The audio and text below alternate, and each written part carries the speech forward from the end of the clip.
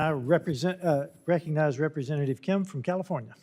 Thank you, Chairman Self and Ranking Member Keating, for holding today's hearing. Thank you, witnesses, for joining us today.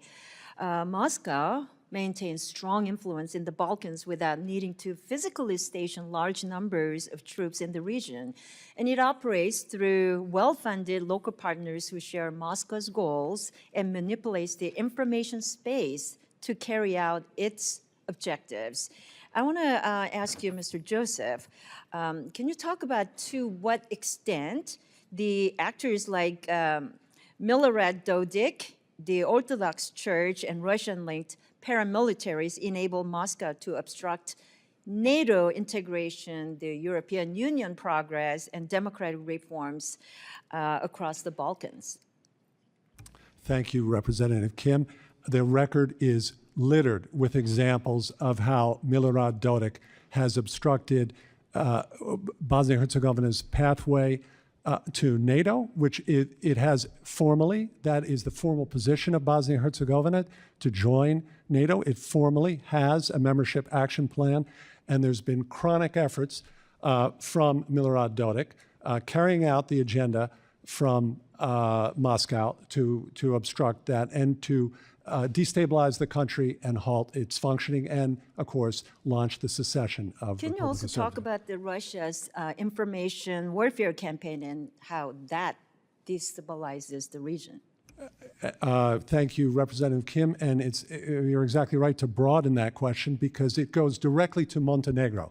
Montenegro, a NATO ally, and very importantly, easy to overlook is how important it is that Montenegro join NATO, denying Russia a warm weather port on the Adriatic by that. And Montenegro stood up and denied Russia's demand for that and then later joined NATO. And through its strategic partner, formal strategic partner, Serbia, Russian narratives pollute Montenegro, creating division at the very time that this small Balkans country, less than 1 million people, has its best chance ever to join the European Union. Why? Because Belgrade does not want Montenegro to join the European Union.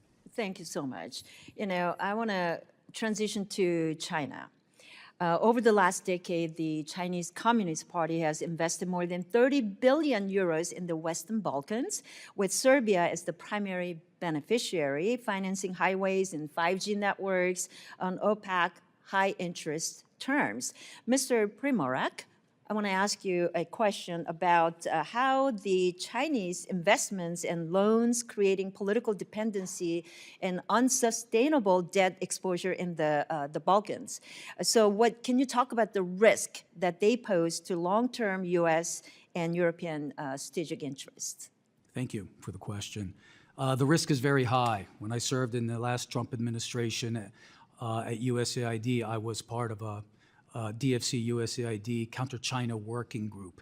And we saw all over the world how China corrupts countries through their infrastructure programs. Everything from bribing officials to get contracts at higher cost, or not observing any kind of labor, safety, environmental, or even technical standards, so these projects fall apart. In Novi Sad, we have a station that collapsed there and has caused massive protest. That was a Chinese-built program. They're all over the place. One of the big problems is that when you look at the tenders that are issued in the Balkans, the Chinese are the main people who are responding with bids. Where's the West? This is why it's very important for this administration to move forward like they did the last time, using DFC, Commerce Department, and other kinds of strong commercial tools to be able to provide an alternative to China. Thank you very much. Mr. Kofi, given Serbia's simultaneous pursuit of EU membership while deepening political, energy, and military ties with China and Russia, including China's expanding economic and security footprint, how should Congress assess the risk this dual alignment poses to the regional stability, the NATO operations, and broader U.S. and Euro-Atlantic strategic interests? I think the important thing is to be aware of this and not have any false illusions on what is happening. Yes, Serbia on paper is aspiring to join the European Union, but at a time when most of Europe is moving away from Chinese investments, Chinese engagement, bringing in China to key infrastructure projects, Serbia and arguably Georgia remain the two European countries that do the exact opposite. And the question that needs to be answered is why. Thank you. Thank you. I yield back. And now